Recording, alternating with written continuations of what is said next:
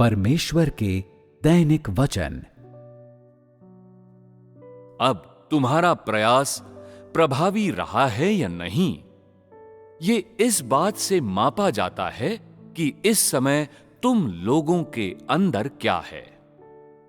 तुम लोगों के परिणाम का निर्धारण करने के लिए भी इसका उपयोग किया जाता है। कहने का अर्थ है कि तुम लोगों ने जिन चीजों का त्याग किया है और जो कुछ काम किए हैं, उनसे तुम लोगों का परिणाम सामने आता है। तुम लोगों के प्रयास से, तुम लोगों की आस्था से, तुम लोगों ने जो कुछ किया है, उनसे तुम लोगों का परिणाम जाना जाएगा। तुम लोगों में बहुत से ऐसे हैं जो पहले ही उद्धार से परे हो चुके हैं, क्योंकि आज का दिन लोगों के परिणाम को उजागर करने का दिन है। और मैं अपने काम में उलझा हुआ नहीं रहूंगा। मैं अगले युग में उन लोगों को नहीं ले जाऊंगा जो पूरी तरह से उद्धार से परे हैं। एक समय आएगा जब मेरा कार्य पूरा हो जाएगा। मैं उन दुर्गंध युक्त बेजान लाशों पर कार्य नहीं करूंगा जिन्हें बिल्कुल भी बचाया नहीं जा सकता। अब इंसान के उद्धार के अंतिम दिन है और मैं निरर्थक कार्य नहीं करूंगा। स्वर्ग और धरती का विरोध मत करो, दुनिया का अंत आ रहा है। यह अपरिहार्य है। चीजें इस मुकाम तक आ गई हैं और उन्हें रोकने के लिए तुम इंसान के तौर पर कुछ नहीं कर सकते। तुम अपनी इच्छानुसार चीजों को बदल नहीं सकते। कल तुमने सत्य का अनुसरण करने के लिए कीमत अदा नहीं की थी और तुम निष्ठावान नहीं थे। आज समय आ चुका है। तुम उद्धार से परे हो और आने वाले कल में तुम्हारे उद्धार की कोई गुंजाइश नहीं होगी। हालांकि मेरा दिल कोमल है और मैं तुम्हें बचाने के लिए सब कुछ कर रहा हूं, अगर तुम अपने स्तर पर प्रयास नहीं करते या अपने लिए विचार नहीं करते, तो इसका मुझसे क्या लेना देना।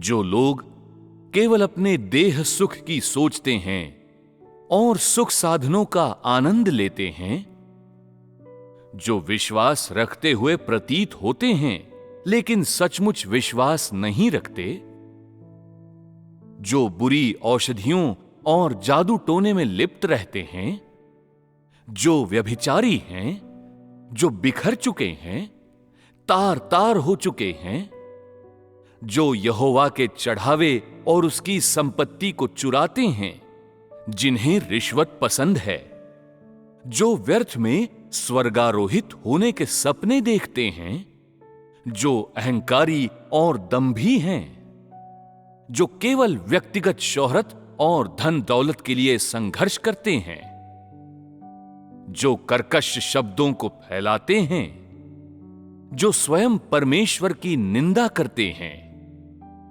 जो स्वयं परमेश्वर की आलोचना और बुराई करने के अलावा कुछ नहीं करते, जो गुटबाजी करते हैं और स्वतंत्रता चाहते हैं, जो खुद को परमेश्वर से भी ऊंचा उठाते हैं, वे तुच्छ नौजवान, अधेड़ उम्र के लोग और बुजुर्ग स्त्री पुरुष जो व्यभिचार में फंसे हुए हैं, जो स्त्री पुरुष निजी शोहरत और धन दौलत का मजा लेते हैं और लोगों के बीच निजी रुतबा तलाशते हैं, जिन लोगों को कोई मलाल नहीं है और जो पाप में फंसे हुए हैं, क्या वे तमाम लोग उद्धार से परे नहीं हैं? व्यभिचार, पाप, बुरी औषधि, जादू टोना, अश्लील भाषा और असभ्य शब्द सब तुम लोगों में निरंकुशता से फैल रहे हैं। सत्य और जीवन के वचन तुम लोगों के बीच कुचले जाते हैं और तुम लोगों के मध्य पवित्र भाषा मलिन की जाती है। तुम मलिनता और अवज्ञा से भरे हुए अन्य जाति राष्ट्रों, तुम लोगों का अंतिम परिणाम क्या होगा? जिन्हें देह सुख से प्यार है, जो देह का जादू टोना करते हैं और जो व्यभिचार के पाप में फंसे हुए हैं, वे जीते रहने का दुस्साहस कैसे कर सकते हैं? क्या तुम नहीं जानते कि तुम जैसे लोग कीड़े मकोड़े हैं जो उद्धार से परे हैं? किसी भी चीज की मांग करने का हक तुम्हें किसने दिया? आज तक उन लोगों में जरा सा भी परिवर्तन नहीं आया है जिन्हें सत्य से प्रेम नहीं है, जो केवल देह से प्यार करते हैं। ऐसे लोगों को कैसे बचाया जा सकता है? जो जीवन के मार्ग को प्रेम नहीं करते, जो परमेश्वर को ऊंचा उठाकर उसकी गवाही नहीं देते, जो अपने रुतबे के लिए षड्यंत्र रचते हैं, जो अपनी प्रशंसा करते हैं, क्या वे आज भी वैसे ही नहीं हैं? उन्हें बचाने का क्या मूल्य है?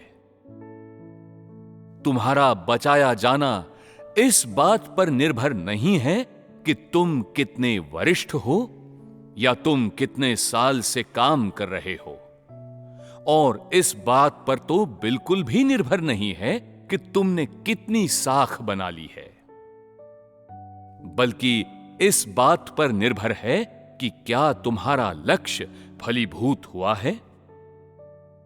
तुम्हें यह जानना चाहिए कि जिन्हें बचाया जाता है वे ऐसे वृक्ष होते हैं जिन पर फल लगते हैं। ऐसे वृक्ष नहीं जो हरी भरी पत्तियों और फूलों से तो लदे होते हैं, लेकिन जिन पर फल नहीं आते। अगर तुम बरसों तक भी गलियों की खाक छानते रहे हो तो उससे क्या फर्क पड़ता है?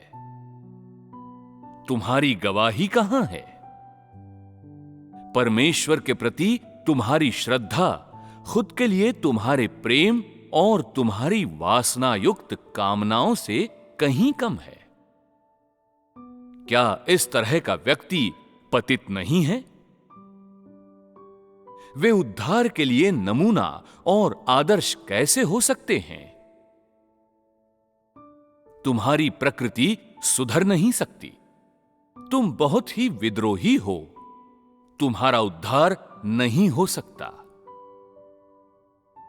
क्या ऐसे लोगों को हटा नहीं दिया जाएगा?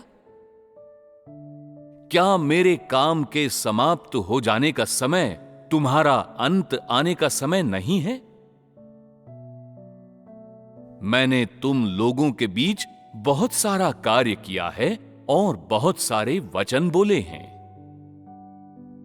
इनमें से कितने सच में तुम लोगों के कानों में गए हैं? इनमें से कितनों का तुमने कभी पालन किया है? जब मेरा कार्य समाप्त होगा तो यह वो समय होगा जब तुम मेरा विरोध करना बंद कर दोगे। तुम मेरे खिलाफ खड़ा होना बंद कर दोगे। जब मैं काम करता हूं तो तुम लोग लगातार मेरे खिलाफ काम करते रहते हो। तुम लोग कभी मेरे वचनों का अनुपालन नहीं करते। मैं अपना कार्य करता हूं और तुम अपना काम करते हो और अपना छोटा सा राज्य बनाते हो। तुम लोग लोमड़ियों और कुत्तों से कम नहीं हो। सब कुछ मेरे विरोध में कर रहे हो। तुम लगातार उन्हें अपने आगोश में लाने का प्रयास कर रहे हो जो तुम्हें अपना अविभक्त प्रेम समर्पित करते हैं। तुम लोगों की श्रद्धा कहां है? तुम्हारा हर काम कपट से भरा होता है। तुम्हारे अंदर न आज्ञाकारिता है, न श्रद्धा है। तुम्हारा हर काम कपटपूर्ण और ईश निंदा करने वाला होता है। क्या ऐसे लोगों को बचाया जा सकता है? जो पुरुष यौन संबंधों में अनैतिक और लंपट होते हैं, वे हमेशा कामोत्तेजक वेश्याओं को आकर्षित करके उनके साथ मौज मस्ती करना चाहते हैं। मैं ऐसे काम वासना में लिप्त अनैतिक राक्षसों को कतई नहीं बचाऊंगा। मैं तुम मलिन राक्षसों से घृणा करता हूं। तुम्हारा व्यभिचार और तुम्हारी कामोत्तेजना तुम लोगों को नरक में धकेल देगी। तुम लोगों को अपने बारे में क्या कहना है? मलिन राक्षसों और दुष्ट आत्माओं, तुम लोग घिनौने हो, तुम निकृष्ट हो। ऐसे कूड़े करकट को कैसे बचाया जा सकता है? क्या ऐसे लोगों को जो पाप में फंसे हुए हैं, उन्हें अब भी बचाया जा सकता है? आज ये सत्य, ये मार्ग और ये जीवन तुम लोगों को आकर्षित नहीं करता, बल्कि तुम लोग पाप की ओर, धन की ओर, रुतबे की ओर, शोहरत और लाभ की ओर आकर्षित होते हो। देह सुख की ओर आकर्षित होते हो। सुंदर स्त्री पुरुषों की ओर आकर्षित होते हो। मेरे राज्य में प्रवेश करने की तुम लोगों की क्या पात्रता है? तुम लोगों की छवि परमेश्वर से भी बड़ी है। तुम लोगों का रुतबा परमेश्वर से भी ऊंचा है। लोगों में तुम्हारी प्रतिष्ठा का तो कहना ही क्या। तुम लोग ऐसे आदर्श बन गए हो जिन्हें लोग पूजते हैं। क्या तुम प्रधान स्वर्गदूत नहीं बन गए हो? जब लोगों के परिणाम उजागर होते हैं, जो वो समय भी है जब उद्धार का कार्य समाप्ति के करीब होने लगेगा, तो तुम लोगों में से बहुत से ऐसी लाश होंगे जो उद्धार से परे होंगे और जिन्हें हटा दिया जाना होगा। उद्धार कार्य के दौरान मैं सभी लोगों के प्रति दयालु और नेक होता हूं। जब कार्य समाप्त होता है तो अलग अलग किस्म के लोगों का परिणाम प्रकट किया जाएगा, और उस समय मैं दयालु और नेक नहीं रहूंगा, क्योंकि लोगों का परिणाम प्रकट हो चुका होगा और हरेक को उसकी किस्म के अनुसार वर्गीकृत कर दिया गया होगा। फिर और अधिक उद्धार कार्य करने का कोई मतलब नहीं होगा, क्योंकि उद्धार का युग गुजर चुका होगा और गुजर जाने के बाद वो वापस नहीं आएगा।